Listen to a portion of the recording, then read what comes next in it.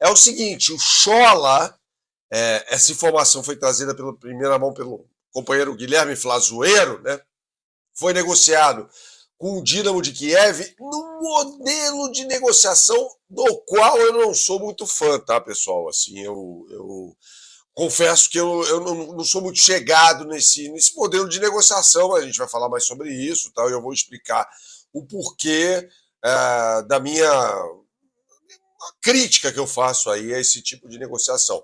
E outra é a ida, isso trazido em primeira mão pelo companheiro Vene Casagrande, do Vitor Hugo para o Santos, né? Informação que já até havia sido trazida lá atrás, mas concretizada o Vitor Hugo, né?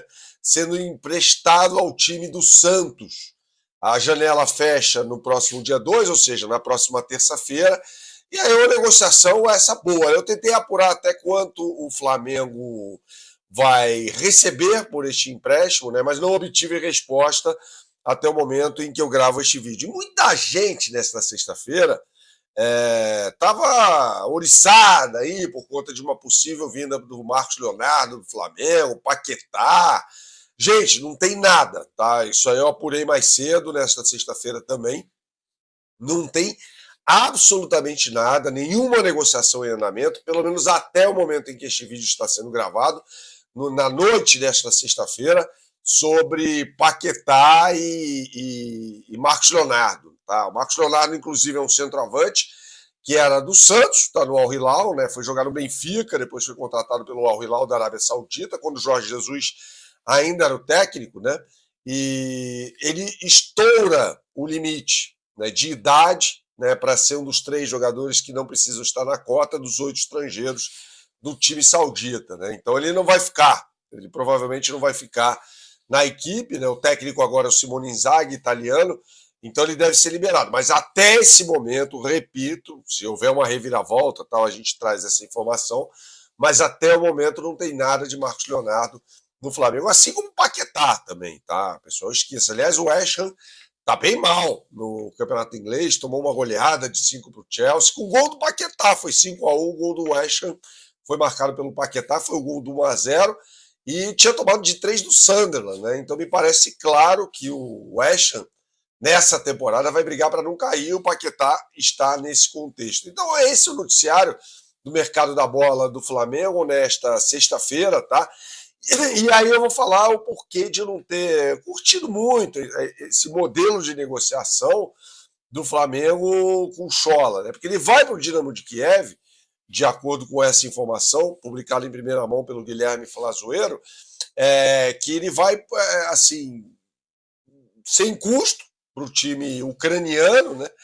E aí o Flamengo mantém 50% dos direitos dele, tá? Se ele for negociado mais para frente, o Flamengo tem ali 50% do valor dessa negociação futura, tá? Então, assim, o Flamengo conta que esse jogador será negociado futuramente, né? Honestamente, eu não sei. O Schola já tem 20 anos, ou seja, estourou. O Felipe Luiz não iria utilizá-lo, isso é informação, tá? O Felipe Luiz não iria utilizá-lo.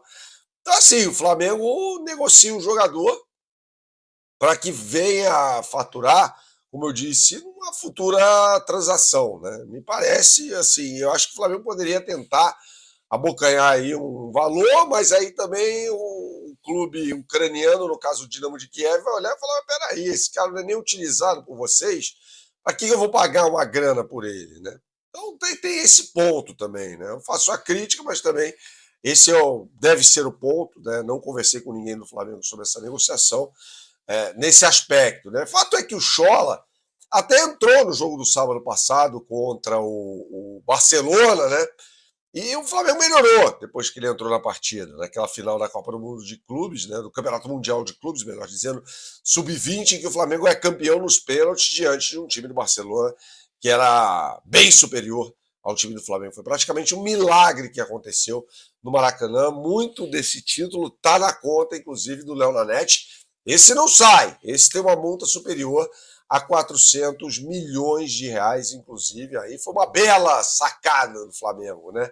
Renovar com o Naulanete antes mesmo dessa atuação de gala que ele teve na final da Copa do Mundo de Clubes, e ele é um belíssimo treinador. belíssimo treinador, não, goleiro.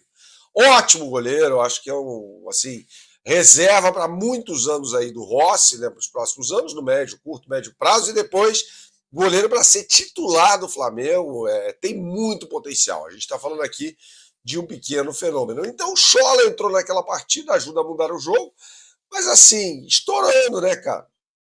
Estourando os 20 anos de idade, o Flamengo ainda bem não tem aquela aberração que é sub-23, né, praticamente um time de aspirantes, tal. Tem muito clube no futebol brasileiro que inexplicavelmente não tem explicação. Você sabe do que eu estou falando?